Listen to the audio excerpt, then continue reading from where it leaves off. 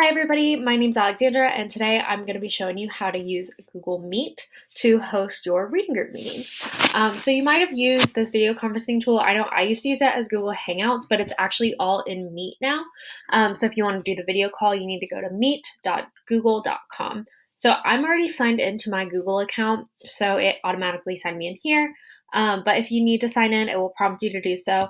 And you also might want to toggle between your accounts by clicking the top right hand corner. I know I'm always signed into like 5 accounts, so sometimes I need to click up here and make sure that I'm in the correct one before I jump into a meeting so that I'm recognizable.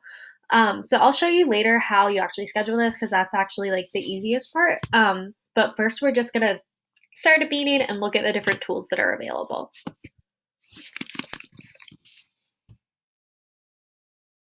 So it'll just take a second to get your meeting ready. And when we first open to this page, you are not in the meeting yet, but it lets you change your microphone or your camera or set a blur before you join your meeting if you want to do that. The blurs effects on here are nice and non-distracting, but if you're in an environment that you want it to be kind of blurred out, that's really helpful. So now I'm ready to join my meeting. So when you hear that noise, you have joined your meeting. And it automatically shows me if I wanted to give it a name, if I wanted to send this information for somebody else to get in, I can do all of that. You'll also, when we schedule this meeting ahead of time, already have all that information. So I'm just going to come straight into the meeting. So immediately we see one of the kind of downsides to Google versus Zoom is that the camera quality is not as good, but there are other features that I think make up for that. But just something that I always notice. And then we have a bunch of features down here and up here. So we're gonna start just exploring the top features. So at the top, we can see all of our participants. You could add somebody. You also see your controls as the host. So if I click that, I can control who can share their screen. If it's off, only I can share my screen. If it's on, anybody can. Especially if you have a co-facilitator that will be wanting to share their screen, you need to make sure that it's on for everyone. And you want to make sure everybody can send messages into the chat. The other thing you can see over here is also the chat where everyone can send messages to each other. And that just goes to everybody in the meeting. So I'll exit out of that. I normally keep my chat open the entire time just so that I can see what people are talking about. If there's something I need to take care of as a facilitator, that it's right there. But I'm just moving it out of the way so we can see our other tools. We also have, again, our microphone, hang up, video, turning your camera on and off if you need to do that throughout. You also have this raise hand feature, which is awesome for wanting to take turns.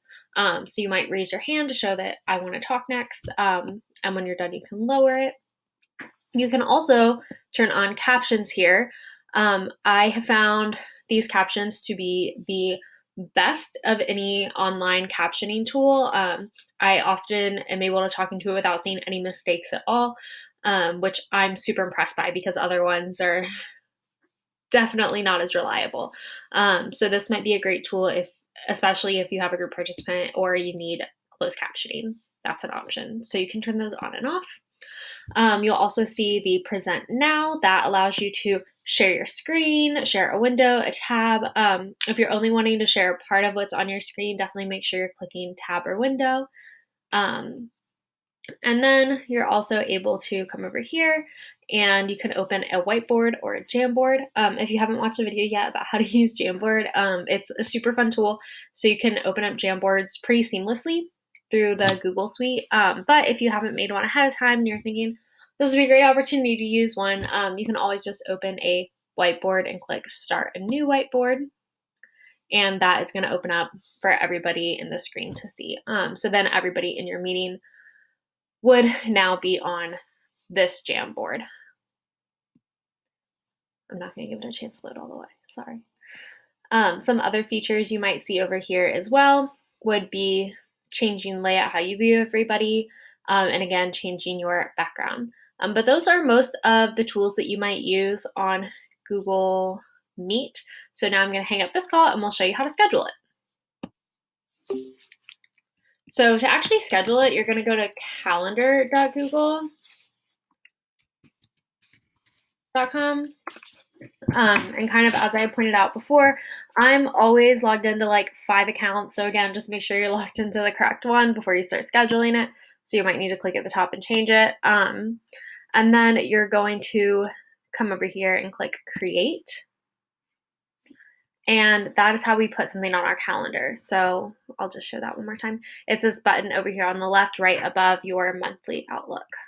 So I'll click create, and now it's just going to pop up so that I can fill out all the details. And then I can pick my date, my time, add any guests if I want to. And then I can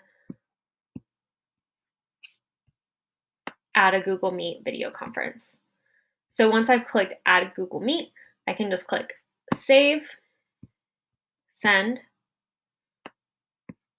And you might see that pop up where it said invite external guests. If people are using something that's not Google, it'll ask you if you still want to do that. They'll still be able to use it. It's fine. So then everyone will get this invite that has the link, and they will just be able to click on where it says join with Google Meet. So if I click that, it automatically opens me up to the actual meeting, and now I can really simply join that meeting. So that is everything you need to know about Google Meet, I hope and think. Some things to note, Google Meet, the free version that everybody has, there's a 60-minute time limit. So I know some groups like to meet for longer, so that might just be something to be considerate about. I know that there are ways to work around that, but just something to consider. Additionally, it is free right now, but as we know, with everybody meeting online a lot, these things are subject to change. So it's just something to keep your eyes on. I know it's had a lot of updates even since I started using it a few months ago. So it'll definitely continue to change and evolve. But hopefully that helps you feel confident to start having your meetings on Google.